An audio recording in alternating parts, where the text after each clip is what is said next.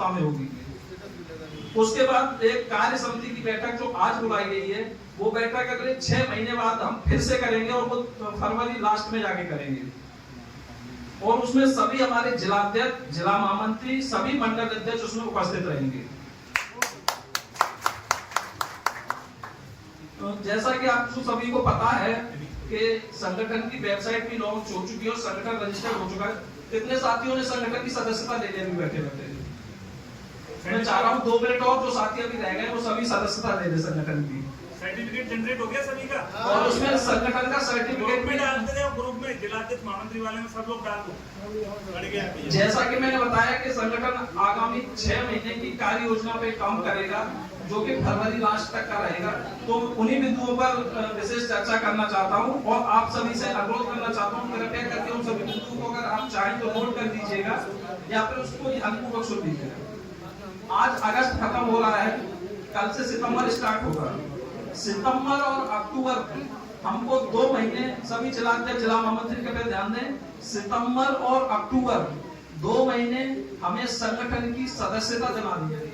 जो कि सभी अपने अपने जिलों में अपने ब्लॉक अध्यक्ष बनाइएगा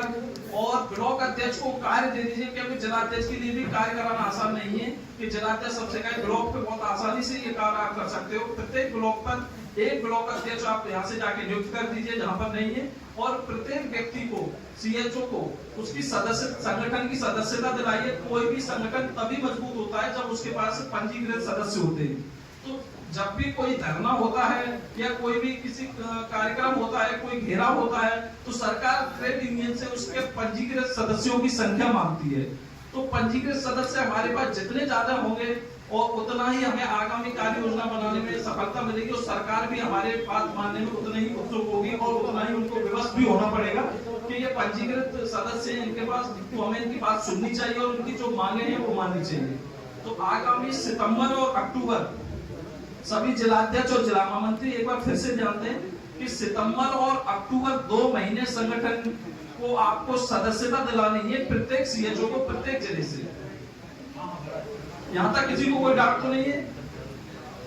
यहाँ से जाने के बाद आपको शाम को ही अपना ग्रुप में संगठन की वेबसाइट डालनी है और उसके 100 रुपए इसका एक मिनिमम चार्ज रखा गया है। और मुझे लग रहा है संगठन आज आपसे सभी साथियों से 500 रुपए का जो कलेक्शन कराया गया था इस बैठक के लिए, और मुझे लग रहा है कि हमारा संगठन अगले 6 महीने के उस स्तर पर पहुंचेगा सदस्यता के साथ साथ कि हमको इससे भी बड़ा कार्यक्रम और इससे भी अच्छी जगह करने का कहीं मौका मिलेगा और उसमें किसी भी जिलाध्यक्ष, जिला महामंत्री, किसी भी मंडल अध्यक्ष से कोई भी पैसा नहीं दिया जाएगा। उसके बाद अक्टूबर में, नवंबर और दिसंबर 2 महीने में हमें पत्राचार कराना है सभी जनप्रतिनिधियों से। कृपया विशेष ध्यान रखिए इस चीज का कि आपके संपर्क में जितने भी जनप्रतिनिधि हैं अभी वर्तमान सरकार में जितने भी जनप्रतिनिधि, चाहे वो आपके कैबिनेट मंत्री हो आपके संपर्क में, चाहे प्रभारी मंत्री हो, राज्य मंत्री हो, दर्जा प्राप्त राज्य मंत्री हो, या फिर आपके विधायक हो, जिलाध्यक्ष हो, मंडल अध्यक्ष हो, उन सभी से एक आपको फॉर्मेट प्रदेश टीम की तरफ से दे दिया जाएगा। और आपको 2 महीने का, आप ये नहीं कि कोई जिलाध्यक्ष या विधायक हमारी बात एक बार में ही पहुंचा दे सरकार तक, हो सकता है उनके पास 2 बार जाना पड़े, 4 बार भी जाना पड़ सकता है। और इसके लिए मैं चाहूंगा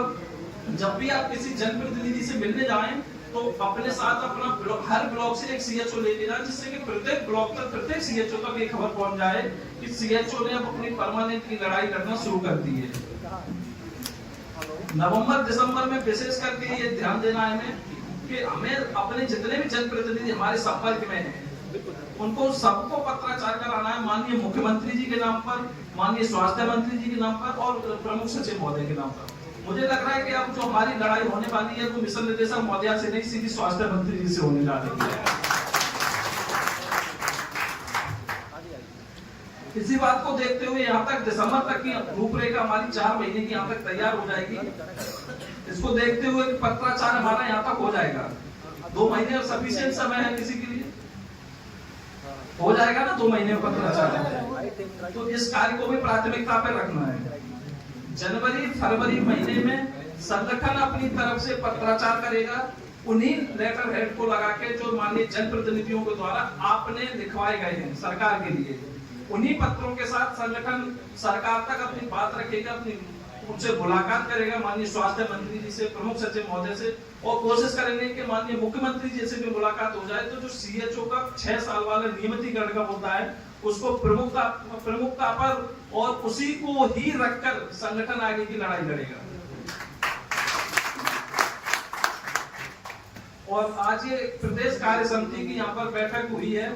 तो मैं चाह रहा हूँ कि हमारा जो 6 महीने का टारगेट है उसको दोबारा से हम रिवाइज करें कि हमने 6 महीने का जो टारगेट किया है, सितंबर से अक्टूबर हमारी